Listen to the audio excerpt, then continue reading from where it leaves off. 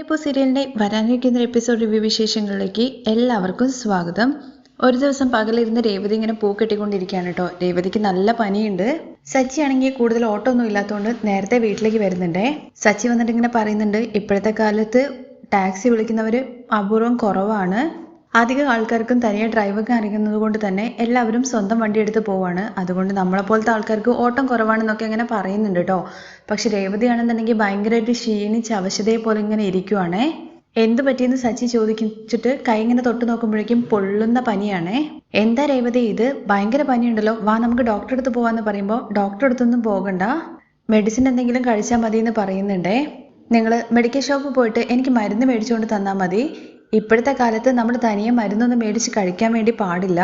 എന്ത് തരം ഫീവറാന്നുള്ള കാര്യം അറിയില്ലല്ലോ. അങ്ങനെയൊന്നുമില്ല സച്ചിയേട്ടാ, എനിക്ക് നോർമൽ ഫീവർ തന്നെയാണെന്നുള്ള കാര്യം നമ്മുടെ രേവതി പറയണേ. അങ്ങനെയാണെങ്കിൽ നീ ഒരു കാര്യം പോയി കുറച്ച് നേരം റെസ്റ്റ് എടുക്കുമെന്ന് പറയണേ. അയ്യോ സച്ചിയേട്ടാ, ഇതാ പൂ കെട്ടാനുണ്ടെന്ന് പറയുമ്പോൾ നീ കുറച്ച് നേരം പോയിട്ട് റെസ്റ്റ് എടുക്ക് വാ എന്ന് പറഞ്ഞിട്ട് നമ്മുടെ ശ്രുതിയും അതുപോലെ സുധിയും വീട്ടിലില്ലല്ലോ, അതുകൊണ്ട് ആ റൂമിൽ പോയിട്ട് കിടക്കാൻ പറയാണ്. കാരണം സച്ചിയും രേവതി ഹാളിൽ കിടക്കുന്ന സമയമാണ് കേട്ടോ അത്. അങ്ങനെ രേവതിയെ കൊണ്ടുപോയിട്ട് റൂമിൽ കിടത്തിയതിന് ശേഷമാണ് സച്ചി മരുന്ന് മേടിക്കാൻ വേണ്ടിയിട്ട് പുറത്തേക്ക് പോകുന്നത്. അപ്പോഴേക്കും ശ്രുതിയും അതുപോലെ സുധിയും കൂടി വരുന്നുണ്ട് കേട്ടോ. അവർ വന്ന ഉടനെ തന്നെ കാണുന്നത് രേവതി റൂമിൽ കിടക്കുന്നതാണ്. അപ്പോഴേക്കും അമ്മയെ അമ്മയെന്ന് വിളിച്ചുകൊണ്ട് ചന്ദ്രമതിയുടെ പുറകെ ചെല്ലുവാണ് കേട്ടോ. എന്നിട്ട് ചന്ദ്രമതി അരികെ ചെന്നിട്ട്, അമ്മ എന്താ ഇത്, ആളില്ലെന്ന് കരുതിയിട്ട് ആർക്ക് വേണമെങ്കിലും റൂം കയറി ഉറങ്ങാന്നാണോ അതിനർത്ഥം? നീ എന്തൊക്കെയാണ് ഈ പറയുന്നതെന്നുള്ള കാര്യം ചോദിക്കുന്നുണ്ടേ. അമ്മേ, ഒരു ദിവസം മുഴുവൻ ഞാൻ ജോലി എടുത്ത് കഷ്ടപ്പെട്ട് ക്ഷീണിച്ച് വരുന്ന സമയത്ത് കുറച്ചു നേരം കിടക്കണ്ടേ? ആ സമയത്ത് ഇങ്ങനെ ചെയ്താൽ എങ്ങനെ ശരിയാവെന്ന് ചോദിക്കുമ്പോൾ നീ എന്താടാ പറയുന്നത്? ദേ അമ്മേ, ഞങ്ങളുടെ റൂമിൽ രേവതി വന്ന് കിടക്കുന്നു എന്ന് പറയണേ. അവളോ? അമ്മ ചെന്ന് നോക്ക് എന്ന് പറയാണ്. അപ്പോഴേക്കും ചന്ദ്രമതി അങ്ങോട്ടേക്ക് എത്തുന്നുണ്ട്. ശ്രുതിയാണെന്നുണ്ടെങ്കിൽ റൂം കയറാതെ പുറത്ത് ഇങ്ങനെ നിൽക്കുവാണേ. ഇവൾ ഇവിടെ ഇരുന്ന് പൂ കെട്ടുമായിരുന്നല്ലോ, അതിന്റെ ഇടയ്ക്ക് ഇടം പിടിച്ചോ എന്നുള്ള കാര്യം രേവതിയെ നോക്കിയിട്ട് പറയുന്നുണ്ട്. രേവതി ക്ഷീണം കൊണ്ട് ഉറങ്ങി പോവാണ് കേട്ടോ. അപ്പോഴേക്കും രവി അങ്ങോട്ടേക്ക് വരുന്നുണ്ട്. എന്താ ചന്ദ്രേ, നീ എന്തിനാ ഈ കിടന്ന് കൂവുന്നത്? നിങ്ങൾ തന്നെ ഒന്ന് നോക്ക് റൂമിലേക്ക്. അവള് ഉള്ളിൽ പോയി കിടന്നുറങ്ങുന്നത് കണ്ടോ? ശരി, അതിനിപ്പോ എന്താ, ഈ ആഴ്ച മൊത്തം അവരല്ലേ റൂമിൽ കിടക്കേണ്ടത് എന്ന് കരുതിയിട്ട് ഇപ്പോഴേ പോയി കിടക്കുവാണോ? അവള് ഉച്ചവരെ നല്ല ടയേർഡായിരുന്നു, ചിലപ്പോൾ ക്ഷീണം തോന്നിയപ്പോൾ ചെന്ന് കിടന്നതായിരിക്കും, അല്ലെങ്കിൽ ഈ സമയത്ത് കിടക്കുന്നവളാണോ അവളെന്നുള്ള കാര്യം രവി ചോദിക്കുകയാണേ.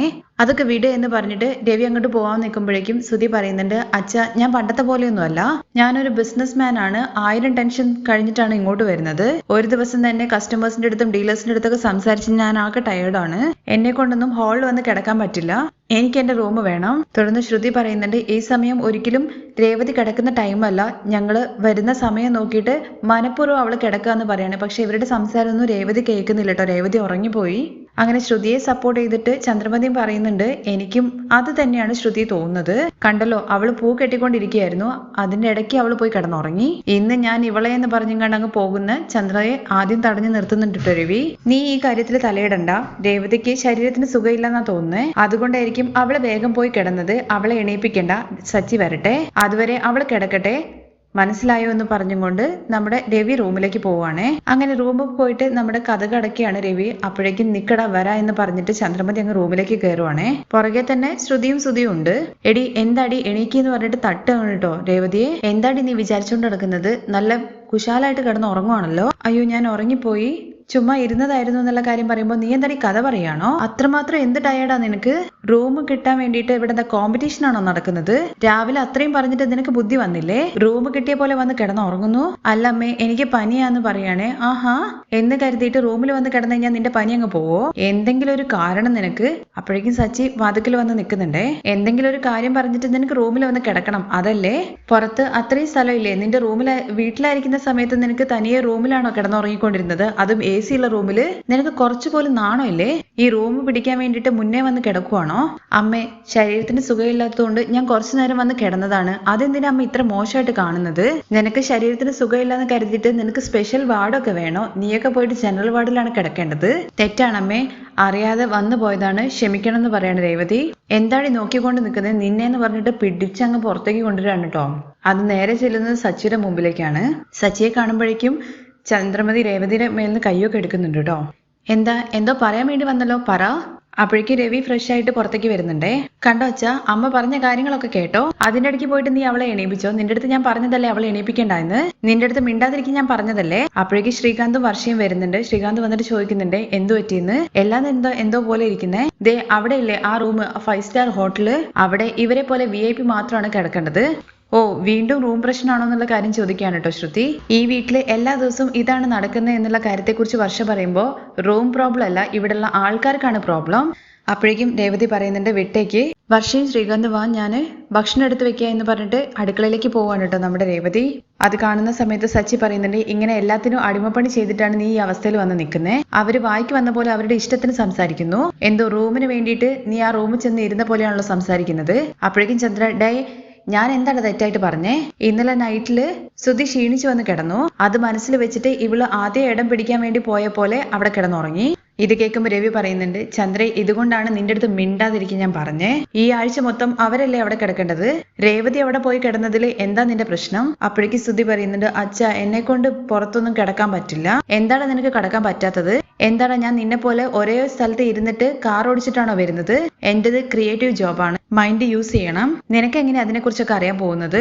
അപ്പൊ ശ്രീകാന്ത് പറയുന്നുണ്ട് കേട്ടോ, എല്ലാ ജോലിയും ഏട്ടാ കഷ്ടമുള്ള ജോലി തന്നെയാണ്. ബിസിനസ് നടത്തുന്നവർക്കാണ് അതിന്റെ കഷ്ടം എന്താന്നുള്ള കാര്യം അറിയാന്ന് ശ്രുതി പറയുമ്പോ 2 ദിവസം കൊണ്ടാണോ ഏട്ടൻ ഇങ്ങനെ പറയുന്നത്? എന്റെ കഷ്ടം എനിക്ക് മാത്രമേ അറിയുള്ളൂ. ഒരു ദിവസം ഞാൻ എത്ര ഡീലേഴ്സിനെ കാണുന്നു, സെയിൽസ് ചെയ്യുന്നു, നിൽക്കാൻ പോലും സമയമില്ല. അപ്പോ അവിടെ തന്നെ പായിട്ടിട്ട് കിടക്കേണ്ടതല്ലേ, എന്തിനാ ഇങ്ങോട്ട് വന്നതെന്നുള്ള കാര്യം ചോദിക്കുകയാണെ സച്ചി. ഓ, അപ്പൊ മൊത്തത്തിൽ എന്നെ വീട് വിട്ട് പറഞ്ഞു വിടാനാണോ നോക്കുന്നതെന്നുള്ള കാര്യം ശ്രുതി തിരിച്ചും ചോദിക്കുന്നുണ്ടേ. ഒരു ദിവസം മൊത്തം കഷ്ടപ്പെട്ടിട്ട് ജോലി എടുത്ത് വന്നു കഴിഞ്ഞാൽ വീട്ടിൽ വന്നു കഴിഞ്ഞാൽ സമാധാനത്തിൽ ഉറങ്ങാനും പറ്റുന്നില്ല. ഇത് കേൾക്കുമ്പോൾ ശ്രീകാന്തും വർഷയും ചിരിക്കുന്നുണ്ട്. അത് കഴിഞ്ഞ് ശ്രുതി പറയുന്നുണ്ട് ഞങ്ങൾ എന്താ നാട് ചുറ്റിട്ടാണോ വരുന്നേ? ഞാനും നാളെ മുഴുവൻ നിന്നിട്ട് ക്ലയൻസിനെ അറ്റൻഡ് ചെയ്തിട്ടാ വരുന്നേ. ശ്രുതിയും നന്നായിട്ട് ഹാർഡ് വർക്ക് ചെയ്യുന്നുണ്ട്. ടയേർഡായിട്ട് വീട്ടിലേക്ക് വന്നിട്ട് റെസ്റ്റ് എടുക്കാനും പോലും പറ്റുന്നില്ല.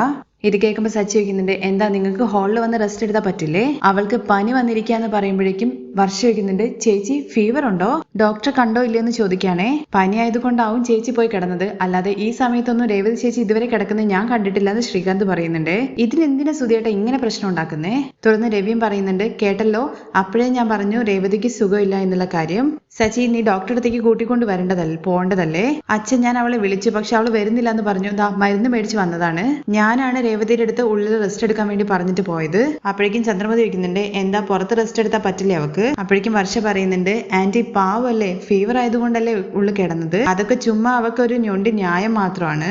ഇവൾക്ക് റൂം വേണ്ടത് കൊണ്ടാണ് ഇങ്ങനെയൊക്കെ ചെയ്യുന്നേ. ഇത് കേൾക്കുമ്പോൾ ശ്രുതി പറയുന്നുണ്ട് വർഷ, നിങ്ങൾ വെറുതെ അവർക്ക് സപ്പോർട്ട് ചെയ്യുന്നു. നെക്സ്റ്റ് വീക്ക് നിങ്ങൾക്ക് ഞങ്ങളുടെ അവസരം വരുന്ന സമയത്ത് ഞങ്ങളുടെ പ്രോബ്ലം എന്താന്നുള്ള കാര്യം നിങ്ങൾക്ക് മനസ്സിലാകും. ഇതൊക്കെ ചേച്ചി വളരെ സില്ലി ആയിട്ടുള്ള കാര്യം എന്ന് പറയാണേ. ഞങ്ങളുടെ ടൈം വരുന്ന സമയത്ത് ഞാൻ ശ്രീകാന്തിനെയും കൂടി എന്റെ വീട്ടിലേക്ക് പോകുന്നു പറയാണേ, അല്ലാണ്ട് എനിക്ക് ഹോളിലൊന്നും കിടക്കാൻ വേണ്ടി പറ്റില്ല എന്ന് വർഷ പറയുന്നുണ്ട്. ഞങ്ങൾക്കും സമാധാനമായിട്ട് കിടന്നുറങ്ങാൻ വേണ്ടി പറ്റില്ല എന്നുണ്ടെങ്കിൽ ഞാനും ശ്രുതിയും കൂട്ടിയിട്ട് വേറെ എങ്ങോട്ടേക്ക് പോകുന്ന ശ്രുതി അവരെ സപ്പോർട്ട് ചെയ്യുന്ന രീതിയിൽ അതും പറയുകയാണേ. കണ്ടില്ലേ എല്ലാവരും ഓരോ വഴിക്ക് പോവുകയാണെന്ന്. അങ്ങനെ 2 മരുമക്കള് പണക്കാരികൾ പോയിട്ട് പോകുന്നുള്ള കാര്യം പറയുമ്പോഴേക്ക് ചങ്ക് തകരുകയാണ് കേട്ടോ നമ്മുടെ ചന്ദ്രമതിക്ക്. ഇവൻ ചെയ്ത പണി കൊണ്ടാണ് ഇവരിപ്പോ ഇങ്ങനെ പോവാന്നുള്ള കാര്യം പറയുന്നതെന്നൊക്കെ പറഞ്ഞിട്ട് ആകെ കലിത്തുള്ളുകയാണ് കേട്ടോ ചന്ദ്ര. പോകുന്നവരൊക്കെ പോട്ടെ, ഇത്രയും നാള് ഞങ്ങൾ പുറത്ത് കിടന്നല്ലോ, അപ്പൊ ആർക്കും ഇതൊന്നും മനസ്സിലായില്ലേ? ഒരു ദിവസം പുറത്ത് കിടന്നപ്പോഴേക്കും ഇവർക്ക് പറ്റുന്നില്ല. അപ്പോഴേക്ക് രവി പറയുന്നുണ്ട് നിക്ക്, എന്തായാലും റൂം പ്രശ്നം ഓരോ ദിവസം വരുന്നവരും കൂടിക്കൊണ്ടിരിക്കുകയാണ്, ഇതിനൊരു തീരുമാനം എടുക്കണം. അച്ഛ, രേവതിക്ക് തീരെ ശരീരത്തിന് സുഖമില്ല, എന്നിട്ട് പോലും ഈറ്റികളൊക്കെ സംസാരിക്കുന്ന രീതി കണ്ടില്ലേ അച്ഛ? അവള് കുറച്ചു നേരെങ്കിലും റെസ്റ്റ് എടുക്കേണ്ട അച്ഛ എന്നുള്ള കാര്യം ചോദിക്കുമ്പോൾ രേവതി ഇന്നൊരു ദിവസം നീ ചന്ദ്രയുടെ കൂടെ എന്റെ റൂമിൽ പോയി കിടക്കാൻ പറയുകയാണേ. ഇത് കേൾക്കുന്ന സമയത്ത് നമ്മുടെ ചന്ദ്രമതി ആകെ ഷോക്ക് അടിച്ച പോലെ നിൽക്കുവാണേ. അയ്യോ, അത് അപ്പൊ നിങ്ങൾ എവിടെ പോയി കിടക്കും എന്നുള്ള കാര്യം ചന്ദ്രമതി ചോദിക്കുമ്പോൾ ഞാൻ സച്ചിയുടെ കൂടെ ഈ റൂമിൽ കിടന്നോളാം എന്ന് പറയാണേ. അപ്പോഴേക്ക് ശ്രുതി പറയുന്നുണ്ട് അച്ഛ എനിക്ക് റൂം വേണമെന്ന്. നിനക്ക് റൂമിൽ കിടക്കണം എന്നുണ്ടെങ്കിൽ എന്റെ സച്ചിയുടെയും കൂടെ ഈ റൂമിൽ കിടന്നോന്ന് പറയണേ. അയ്യോ, അപ്പൊ ശ്രുതി എന്നുള്ള കാര്യം ചോദിക്കുകയാണേ. ശ്രുതി അപ്പൊ ആകെ എന്തോ പോലെ ആവുന്നുണ്ടേ. അങ്ങനെ ശ്രുതിയും ചന്ദ്രമതിയും രേവതിയും ഒരു റൂമില്, സച്ചിയും അതുപോലെ ശ്രുതിയും പിന്നെ രവിയും കൂടി ഒരു റൂമിൽ. അങ്ങനെ ചന്ദ്രമതിയുടെ റൂമിലാണ് രേവതിയും ശ്രുതിയും കിടക്കുന്നത്. ശ്രുതി ചന്ദ്രമതിയുടെ കൂടെ തന്നെ ബെഡിലും, രേവതിയുടെ അടുത്ത് താഴെ കിടന്നാൽ മതി എന്ന് പറഞ്ഞിട്ട് താഴെ കിടത്തുകയാണ് കേട്ടോ. അതേസമയം നമ്മുടെ സച്ചി ആണെന്നുണ്ടെങ്കിൽ പ്ലാൻ ചെയ്യുന്നുണ്ട് ഇന്ന് ഇവനെ ഈ റൂമിൽ ഉറക്കില്ല, ഇവൻ എന്തായാലും പുറത്താക്കും എന്നുള്ള കാര്യം. ശ്രുതിയാണ് കേട്ടോ. അതുപോലെ രവിയുടെ റൂമിലാണെന്നുണ്ടെങ്കിൽ ശ്രുതിയാണ് അരികിൽ കിടക്കുന്നത്, സച്ചി താഴെയാണ് കേട്ടോ കിടക്കുന്നത്. അങ്ങനെ ശ്രുതി പറയുന്നുണ്ട് അച്ഛൻ ഉറക്കത്തിന് കൂർക്കം വലിക്കും, അതുകൊണ്ടാണ് ഞാൻ അച്ഛൻ്റെ അടുത്ത് ഇതുവരെ കിടക്കാത്തത്.